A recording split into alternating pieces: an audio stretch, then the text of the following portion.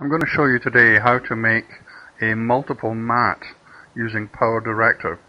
Now, Power Director has multiple pip tracks, and the more you have the better. It makes it much easier and quicker, in fact, to experiment, test and produce your final work.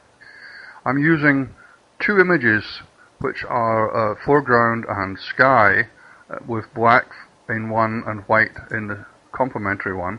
There is a third image which is my castle. That's a kind of a special matte, and the fourth item is the video over which I'm going to apply these mattes. Now I'm using track pip 1 and pip 2 for the first of my overlays, and I'll be using track pip 3 and pip 4 for my second overlay. So you'll see in a moment when I pop it up, in fact you can have even more pip tracks if you need, and go for really clever fancy work. I find it quite useful, and indeed I have actually used all the pip tracks occasionally. So now we're going to make the first of our video segments, which is going to be the foreground bleeding through, and it will have a black sky. So I'm picking white as my bleed chroma key, and I set the transparency to 1, so I want all of the foreground to be visible, and in fact the black sky, you can see it there. If I turn off and turn on again, you can see the effect. And that's basically going to give me a good foreground but a black sky. And now I'm going to do the same thing again on track pip 3 and 4, only this time we're going to let the sky bleed through where the white is visible, and we'll have a second copy of the same video, exactly the same video, a clone, so we get the timing exactly correct.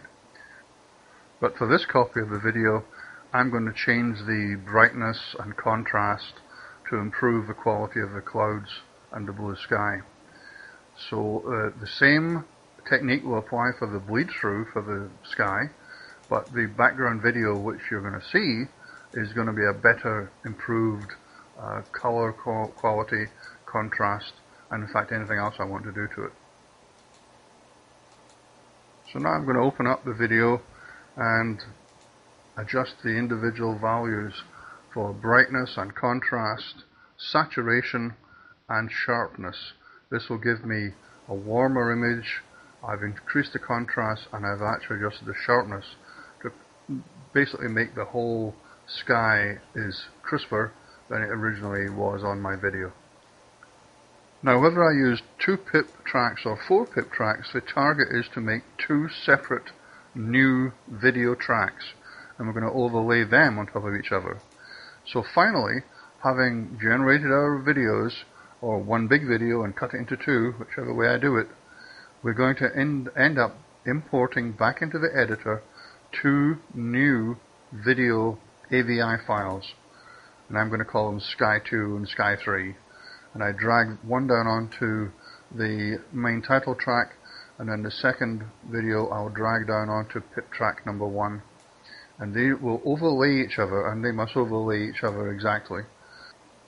Pip number 1 has the good foreground and black sky, and the title track has the enhanced sky.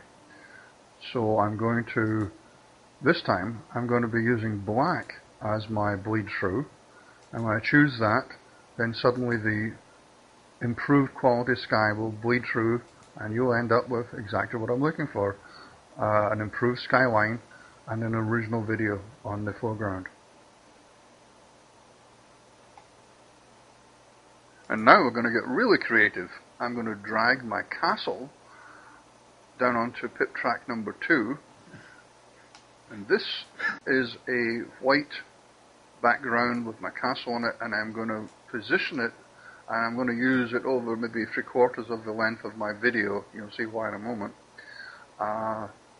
So the first part of the video is going to have the castle, and I'm just going to position it where I think it's going to be.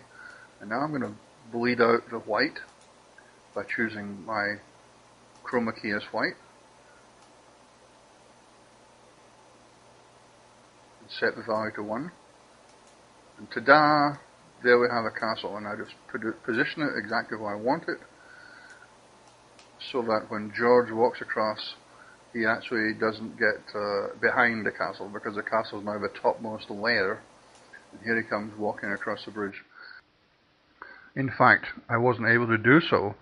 The mat overlaid George at one point, so I had to cut out where you see red.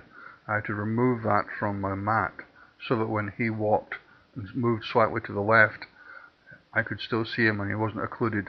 So if you look real close, you can actually see the original background. Now in Hollywood, this never happens, or rarely happens, because production planners and producers and directors go to extreme efforts to make sure that nobody ever gets occluded by a mat.